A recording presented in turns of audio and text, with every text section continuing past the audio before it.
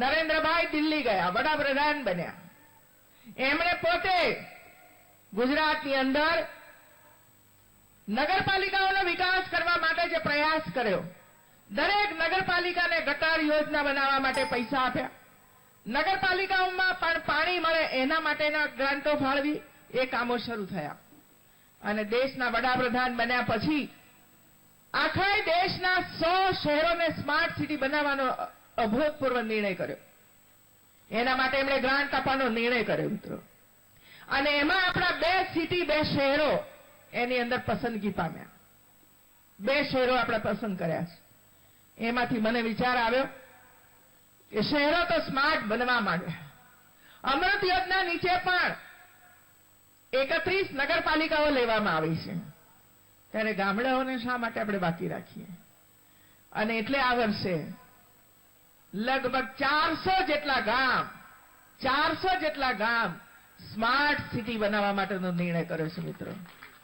400 જેટલા ગામડાઓ smart village બનાવ, સિટી તો બની પણ સ્માર્ટ વિલેજ બનાવવાનું, સ્માર્ટ ગામ બનાવવાનું.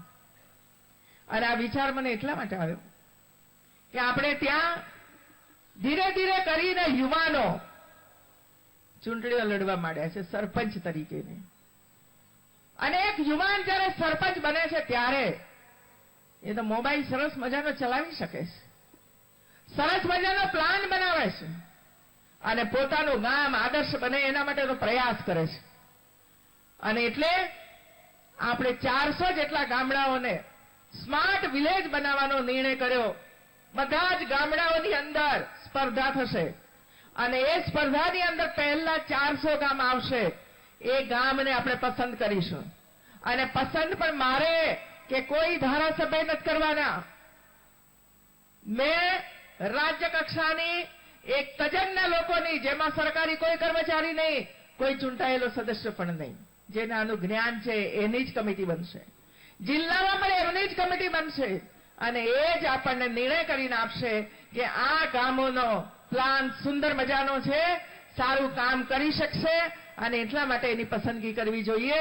અને એટલે પહેલા વર્ષે જે સ્માર્ટ વિલેજ તરીકે આપણે સિલેક્ટ કરશું એને 1 કરોડ રૂપિયા આપવાના છે મિત્રો. એક ગામને 1 કરોડ રૂપિયા આવશે. બીજા વર્ષે 50 લાખ અને ત્રીજા વર્ષે 25 લાખ રૂપિયા આવા વિલેજને, ગામડાને આપીશું. અને 400 ગામ જ્યારે 3 વર્ષની અંદર સ્માર્ટ વિલેજ તરીકે બનશે ત્યારે ફરી એનો સર્વે કરવામાં આવશે કે આ બધામાં શ્રેષ્ઠમાં શ્રેષ્ઠ ગામ કયું છે, જેણે 100% બાળકોને શાળામાં દાખલ કરાવ્યા હોય, ગામમાં કોઈ કજિયા કંકાસ FIR દર્જ ન થયું હોય, 100% ડિલિવરી ગામની અંદર થઈ હોય, બાળકને બચાવવાનું કામ કર્યું હોય. આવા નિયમો પણ એની અંદર લાગુ કરવામાં આવે છે. એક ગામની અંદર 500 વૃક્ષો ઉછેરવાનું કામ કર્યું હોય, પીવાનું શુદ્ધ પાણી ઘર ઘર સુધી પહોંચાડ્યું હોય. આવા ઘણા નીતિ નિયમો આપણે એની અંદર રાખ્યા છે અને એના આધારે સ્માર્ટ વિલેજ આપણે બનાવીશું. અને ધીરે ધીરે કરીને 3 વર્ષની અંદર સમગ્ર રાજ્યના 13,000 ગામડાઓને સ્માર્ટ વિલેજ બનાવવા માટેનો નિર્ણય આપણે કર્યો છે, આપણી સરકારે કર્યો છે મિત્રો. હું આપ સૌને એટલી જ વિનંતી કરીશ કે આપણી આજુબાજુ એન્જિનિયરિંગ કોલેજો હશે, એન્જિનિયરિંગ કોલેજના વિદ્યાર્થીઓનો ઉપયોગ કરજો. અને જે એન્જિનિયરિંગ કોલેજના વિદ્યાર્થીઓ શ્રેષ્ઠતમ કામ કરીને તમને વિલેજનો નકશો બનાવી આપશે, એને પણ આપણે અભિવાદન કરશું અને રાજ્ય સરકાર તરફથી એને પણ મદદ મળશે મિત્રો. તો આવા અનેક